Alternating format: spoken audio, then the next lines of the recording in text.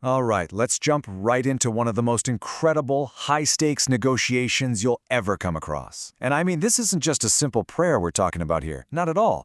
This is a full-blown masterclass in bargaining for the very survival of two entire cities. On one side of the table, you have a mortal man, and on the other, the divine. So here's how it all starts. Word gets all the way to the top that something is seriously, deeply wrong in Sodom and Gomorrah. The problem is so bad that a direct investigation is being launched, which, sets the stage for a judgment that could have life or death consequences for every single person there. And when the text uses the word outcry, it's not just talking about some loud noise. You got to think of it more like a formal accusation, a plea for justice that has climbed all the way up the ladder to the highest court imaginable. Their sin is called grievous, which basically signals a total collapse of society. This is a true crisis.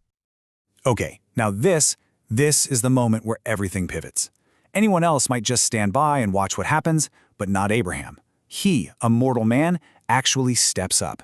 He decides he's going to intervene, to actually question the plan, and to start a conversation nobody could have seen coming. And this is the absolute genius of his opening move. He doesn't start by begging for mercy or pleading. He starts by appealing to a core principle: justice. He's basically asking, wait a minute, is it really just to punish innocent people right alongside the guilty? This one question completely reframes the whole situation. It's not about mercy anymore. It's a debate about what is fundamentally right. So with that principle on the table, the negotiation begins. And this is where we see Abraham start this dramatic countdown, testing the absolute limits of compassion one number at a time. His opening bid? 50. A nice, strong, reasonable-sounding number. What if, he asks, what if there are 50 righteous people in the city? It's such a strategic place to start. It seems plausible, and it sets a really high anchor for all the bargaining that's about to happen.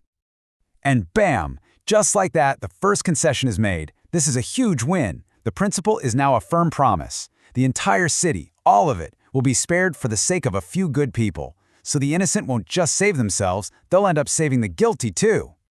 But here's what's so brilliant about Abraham's strategy.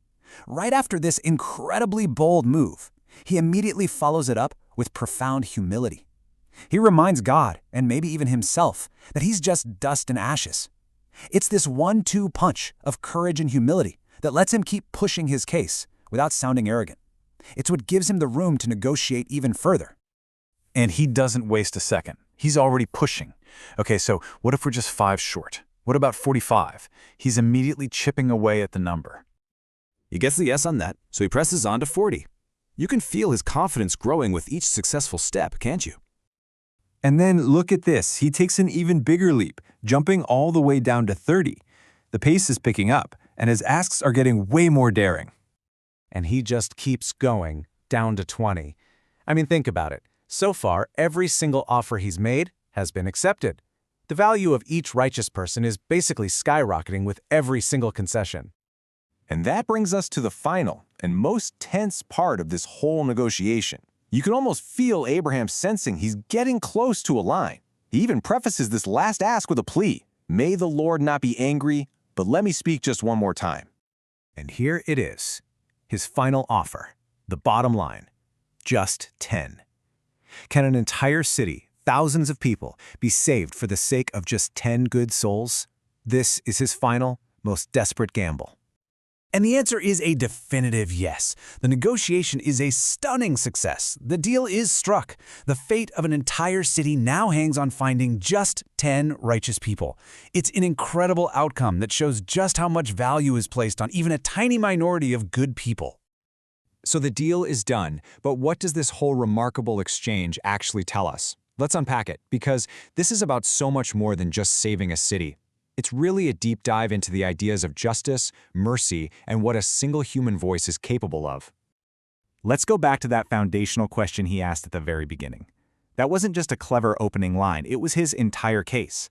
He was appealing to God's own nature, basically holding the ultimate authority accountable to its own standard of justice. It's such a powerful idea that a truly just system has to, by its very definition, protect the innocent. So, what are the big takeaways from all this? Well, we learned that rigid justice can in fact be tempered by mercy. We see that a single individual can have the power to stand up and speak for an entire community. we learn about the immense value that's placed on just a righteous few, and, maybe the most radical idea of all, we see that dialogue can actually challenge and refine a divine decree. In the end, this whole negotiation leaves us with this huge, provocative question that still echoes today. Abraham found a bottom line at 10 people, but it really forces us to ask ourselves, in our own world, when we're looking at injustice in our own communities, what's our bottom line? At what point do we decide that a system or a society is worth saving or not? It's a question with no easy answers.